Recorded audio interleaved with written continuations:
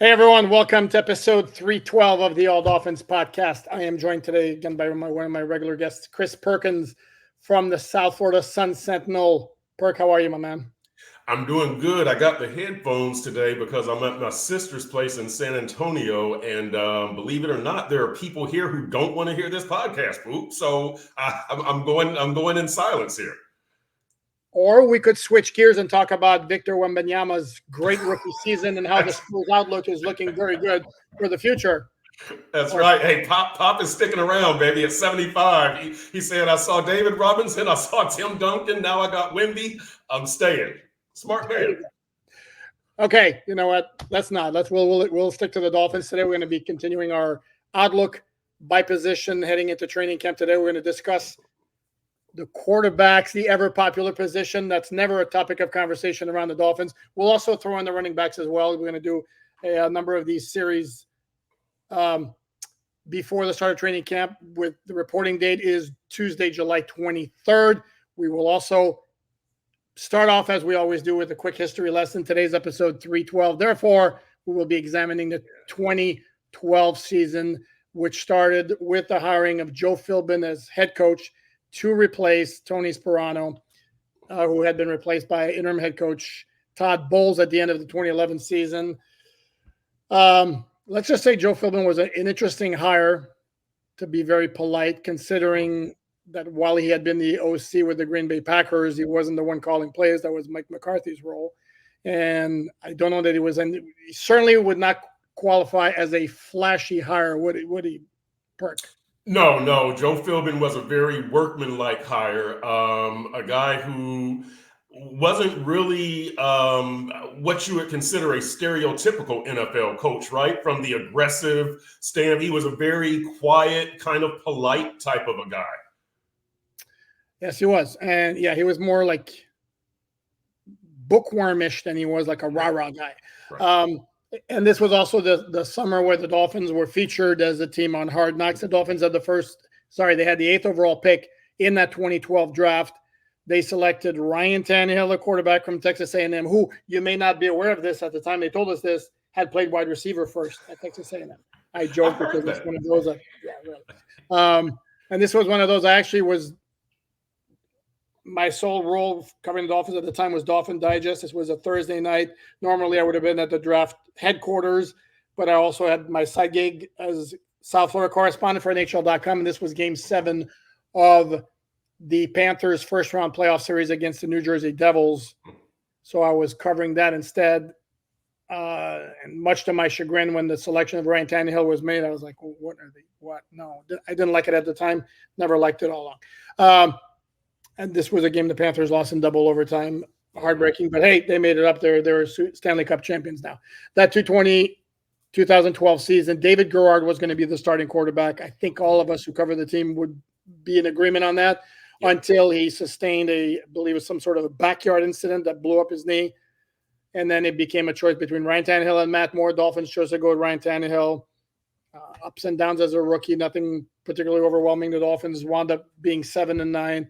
And outside of a week 3 game in Arizona when Tannehill threw for over 400 yards, Brian Hartline had, I want to say, 250 receiving yards, a huge day, except the Dolphins gave up a 4th down touchdown pass late in the 4th quarter to tie the game, sent it to overtime, and they lost in overtime. Yeah, I you know what? I'll say this overall, Poop, about the 2012 season. It was the last time the Dolphins had a quarterback competition, right? A starting quarterback. That they entered camp with that idea. I believe every year since then, you've kind of known. Well, maybe not with Tua, right? Maybe not with with Tua. No, with Tua, it's always been clear. 2019, maybe Josh Rosen, Ryan Fitzpatrick. Was that I think that we could classify that as a competition. Maybe. I guess that was pretty open. Did Tua come in as the starter in his second year? No, absolutely. Okay. Yeah, Jacoby Brissett. I was writing news at that time. Yeah, I couldn't. I thought there was a Fitzpatrick. I thought there was a Fitz competition that year. Yeah. No, Fitz was done after Tua's rookie season. So that's right, because that was the only. Yeah, that's right. Yeah, the only season they played together was 2020 and then 2021. His first year. Okay. All right. Had to get my timing right. Yeah. Okay. All good. Okay, so speaking of Tua, we're going to Yes. attack the quarterback position. There's really nothing to say about Tua. I mean, everything is. I'm laughing. Yeah. Everything under the sun has been said. As we're taping this on Monday morning, Tua is still scheduled to play on his fifth-year option. I think the expectation would remain. I think, Perk, you'd agree with me that there will be a contract extension before the start of the regular season. Let's start there. We in agreement on this? I think so. I think so, but I don't know what the breaking point is. I don't know who's going to give in or give a little ground. I shouldn't even say give in. Who's going to compromise and why they're going to compromise? Is it going to be the Dolphins to get this deal done so that Tua is in the right mindset? Or would it be Tua just because he sees that he's running into a brick wall and he wants to have some injury protection? I don't know, but I do expect that it's going to get done before the season, before training camp starts, actually. Which is 2 weeks from now. 2 weeks, so, very soon, very soon. Time is some of the essence. And it's not a big secret. I think we would all agree that probably the biggest sticking point right now, even though we're not necessarily privy to the negotiations, but logic tells us the biggest sticking point would be guarantees. Yeah. And I wrote something for si.com/NFL/Dolphins on Friday that one question the Dolphins, I am sure, have discussed among themselves, and this was a big discussion on ESPN last week, is to what percentage is Tua responsible for the success the offense had in the past 2 seasons? And let me preface this by saying, yes, Tua has been good. His numbers are great. But as I wrote, this offense is an offshoot of the old Mike Shanahan offense. Mm-hmm. And I took it back to the 2012 Washington coaching staff, which featured not only Mike McDaniel, Sean McVay, Kyle Shanahan, and Matt LaFleur. Yep. And if you look at the history of those coaches who have now become head coaches, there's a quarterback with 100 passer rating everywhere. With the Rams, Jared Goff, first 2 seasons under Sean McVay, over 100 passer rating. Kyle Shanahan, done it with Jimmy Garoppolo and with Brock Purdy. Mm-hmm. Who's the other one? Matt LaFleur. Matt LaFleur's done it with Aaron Rodgers. Jordan Love was at 96 last year. Yeah. He was close. And who's the fourth coach? Why am I forgetting the fourth coach? Oh, Mike McDaniel. McDaniel. So it's a system that obviously is conducive to quarterbacks putting up good passer rating. So the question becomes, and this was, again, as I mentioned before, that was debated on ESPN. Dan Orlovsky, who's a big Tua supporter, said there's not 5 quarterbacks who can run this offense the way Tua does.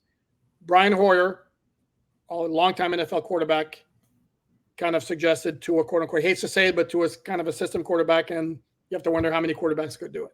So that, to me, I maintain that's had to be a major discussion among the Dolphin brass. Yeah, and let me just say, Poop, before you brought that up, I was going to talk about your story. It was an excellent story. You did the best job that I've seen of anybody on the beat, myself included. That's why Perk is on the. That's why, exactly. I know which side my bread is buttered, right? No, you really did. You did the best job of breaking this thing down from that standpoint.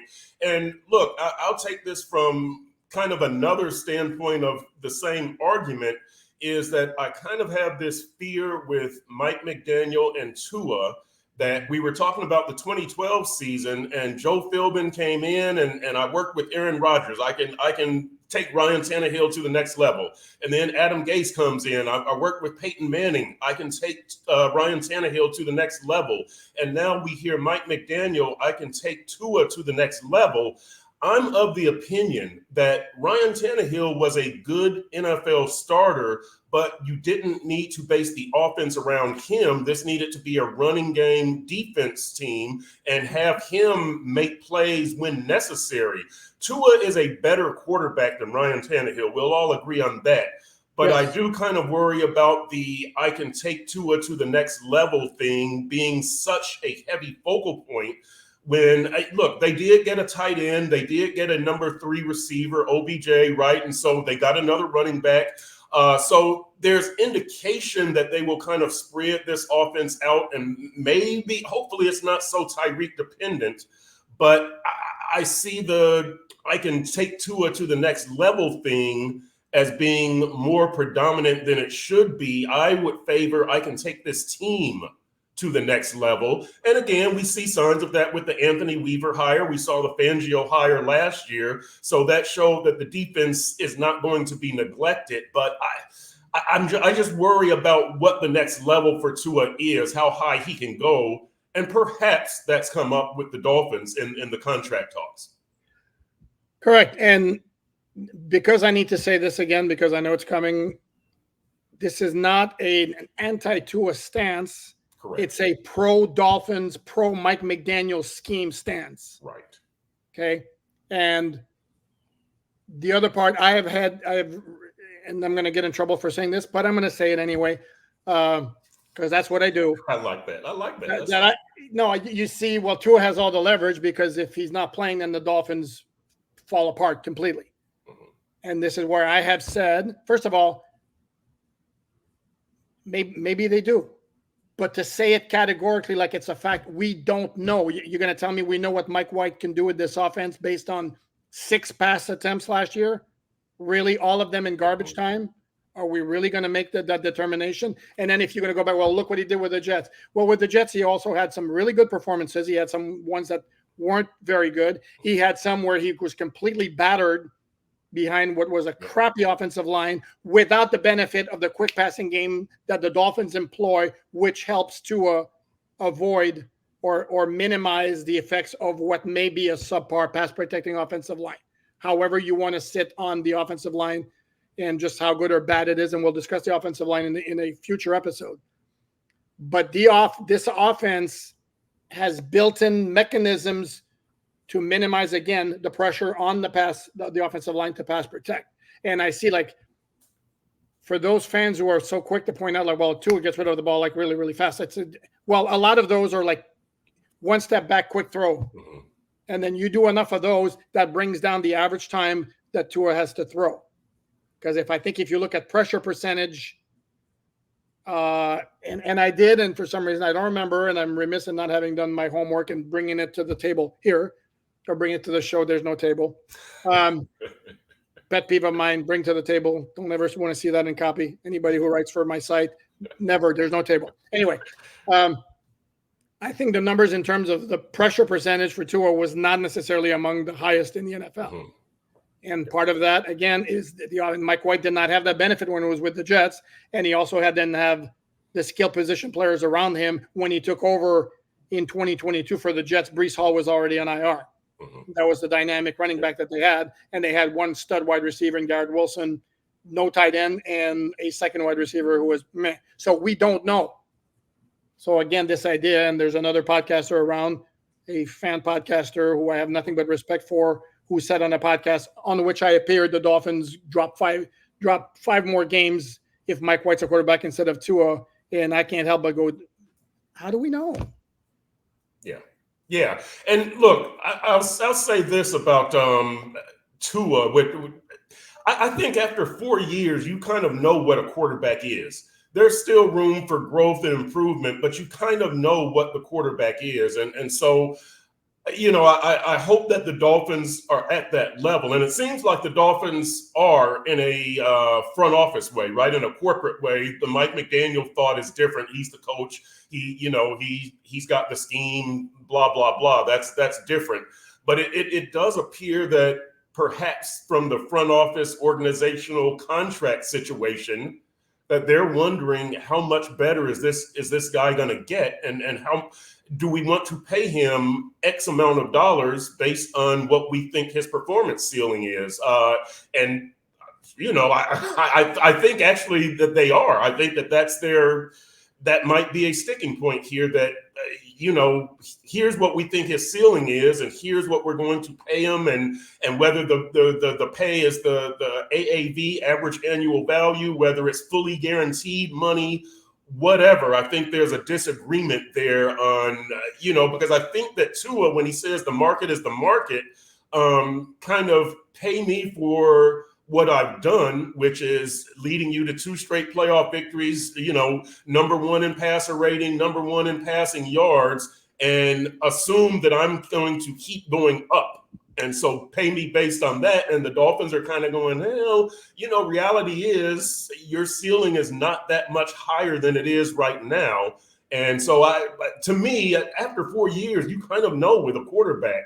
So I don't know, how much better Tua is going to get in this offense. He can get better, but I don't project Aaron Rodgers, Drew Brees type stuff for Tua. And that's not an insult. That's just reality. He can still win a Super Bowl, right? But I don't necessarily see Hall of Fame on Tua right now, if I'll put it that way. Yeah, and that's the question the Dolphins have to ask themselves, is exactly what the ceiling is. And a couple of things. I take issue with this notion, and it's out there in the national media, and I've said it before, and it annoys me to no end that Tua's done nothing but get better every year. That's not true. In fact, I went back and looked at even more numbers, and average yards per attempts, average yards per completion, passer rating, touchdown to INT ratio, which is a very big one, all the clutch metrics. Everything went down from 2022 to 2023. Where the improvement was, if that's a measure, is the fact that he played all 17 regular season games as opposed to playing 14. But by all statistical measures, he was better in 2022 than he was in 2023. The other point I want to make, and you can tell me I'm crazy, you won't be the first, you won't be the last. I don't know exactly how much different Tua is now than he was in 2020, other than he is less reluctant to throw the ball in traffic than he was when he came in as a rookie, where the biggest thing that stuck out in a difference between Ryan Fitzpatrick and Tua in that first year is that Fitzpatrick was like, I'm going to chuck it. Devontae Parker can go ahead and high point the ball and make the catch. Or Mike Gesicki can make a contested catch. Tua was very concerned with those. That has lessened. But Tua was always accurate. Tua always had the ability to make plays to scramble out of the pocket, which he did. Again, I'm going to go back to this. The best scrambling game of Tua's career, to me, and I don't know that there's a close second, is Arizona in 2020, which happened to be his second career start. That element of his game was completely gone last year because he just wasn't moving as well because he got thicker. Maybe this is where one area where there could be improvement in 2024 is I would expect him to be able to get out of the pocket and make things happen on the move more than he did last year. But as far as a passer, again, I don't know that there's been a major change, but obviously he's got a better scheme around him, and he's got Tyreek Hill and Jalen Waddle, whereas in his first 2 years, he did have Jalen Waddle as a rookie in 2021, but outside of that, there was nobody who could compare to Tyreek Hill. Am I crazy in my take that Tua hasn't necessarily changed that much from 2020 to now? No, I think you're exactly right. And I'll tell you this, Poop, that I think that Tua has proven a lot of the unfield things, the deep pass and the ability to use his feet. We hope that he's never going to be Lamar Jackson, and we don't expect that, but use your feet a little bit better with the drop weight this year. What I wrote and what I think that is Tua's last frontier is give me some magic. Show me that there's some, and I wrote, if I would love to see Tua bring some Matthew Tkachuk, Jimmy Butler type magic to the Dolphins. Yeah, uplift this team. Do some stuff where, and I'm not just talking about in the fourth quarter on the final play of the game. Do some Josh Allen stuff, right? Where it's 2nd and 4, and you're at the 50, and you somehow make magic happen, and then you do it again on 3rd and 1, and then you do it again on 2nd and 8. And pretty soon you're in the end zone. Do that to it. Do that week after week. Do what you did at Alabama for the Dolphins. I mean, you had magic at Alabama. You came in for Jalen Hurts, and everybody was like, oh, wow, wow. Do that. Be that Tua. Be the magical Tua, the transcendent Tua. That's what I want to see. And to me, that's the final frontier, because I think Tua has showed us everything else.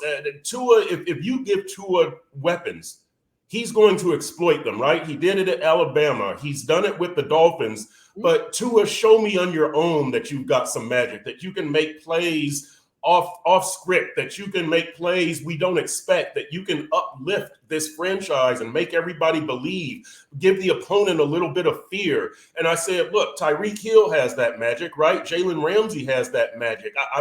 To me, that's the final frontier for Tua. That's really what I want to see from Tua this season. Yeah, and again, based on what we've seen the last 2 years, I think at the very least we should expect Tua to be good. Yep, definitely. Again, and that's never ever been a question. For those who think I hate Tua, I've never said that he wasn't a good quarterback. And I think at the very least, based on what he has around him, that's the floor. What is the ceiling, and what is that ceiling worth? I don't know. The final answer on his ceiling has not been fully determined. I think we are entitled to have an opinion on what that might be or whether he's already reached it.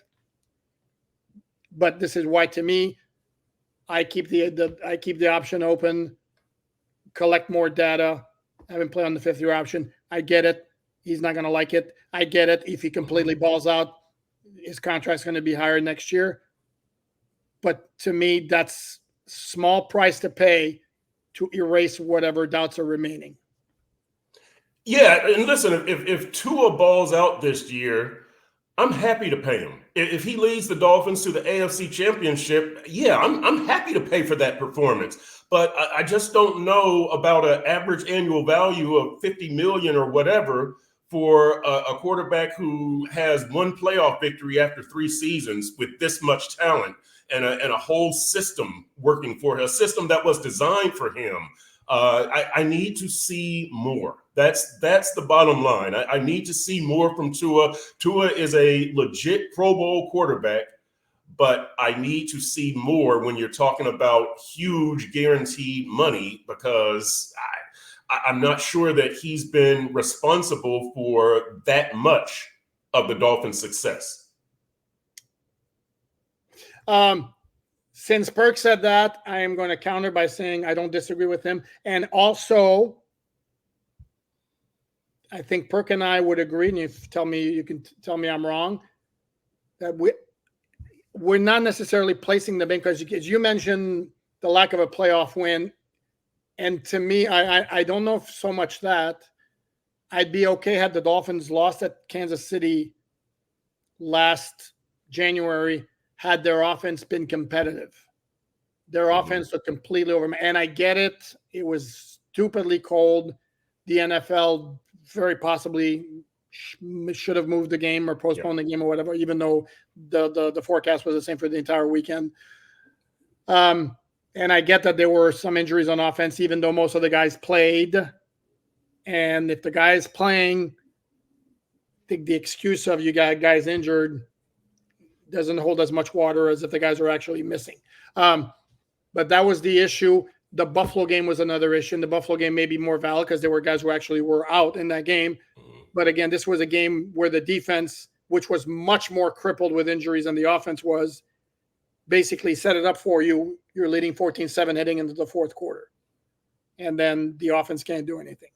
So that, to me, is like, it's not so much, and I've been asked this several times in mailbags, it's like, does Tua have to win a playoff game for me to like? And no, not necessarily. But the performance against playoff-type teams has to be better. I think that we can all agree on that. Yeah, we can all agree on that. And from a personal standpoint, and I don't know why I feel the need to say this, I like Tua. And don't. I like Tua, and I do believe that he's a legit Pro Bowl quarterback, but you need more. My thing is, I think a lot of these quarterbacks are overpaid, and I think Jared Goff is overpaid. I think Trevor Lawrence is overpaid.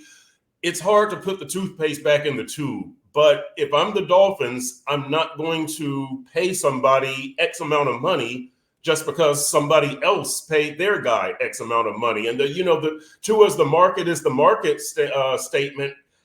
Yeah, that's true. But every now and then you get like a Deshaun Watson, and it's like, we're not matching that deal.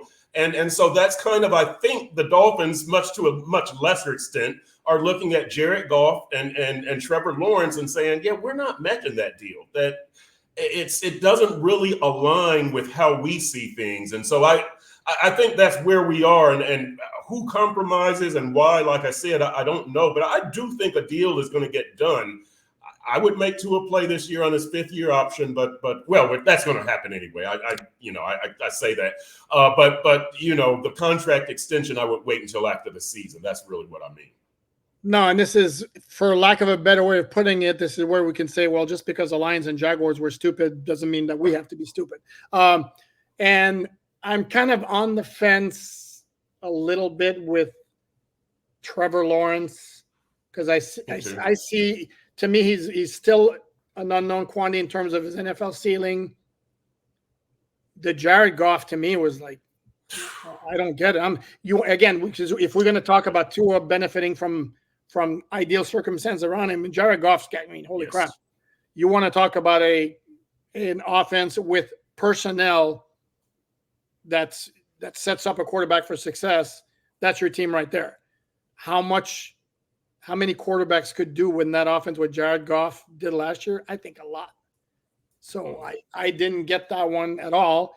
And this is why the Tua supporters who are like, well, the Lions did it with Goff, I get it. But this is where I would say I don't like that move in the least. I think Tua and Goff are comparable. Yep. If Tua's not better, it's a weird move. Before we wrap this up, we should mention we're in the quarterback outlook, so we should mention Skylar Thompson. And be nice, Perk. Be nice. No, I was actually going to bring that up. I was going to bring that up. That we should mention the number 3 quarterback here. No, and he's often used as a comp for those who look at what happens when Tua is out. Skylar Thompson was the rookie 7th-round pick in 2022, and I get Brock Purdy with all the success he's had with the 49ers. That's an outlier. Look at quarterbacks usually from the 5th round on. Again, Tom Brady's another outlier. Usually, it's like, come on. The expectation, and whenever there was some success, there was some flashes. Again, understand, this is where I'm going to go back. The Mike Shanahan offense helps quarterbacks. All I want to say about Skylar is, we see flashes in practice and training camp. There's also a lot of up and down. And I just do not put very high expectations on what he's going to become as an NFL quarterback. And I'm trying to be as polite as I can here.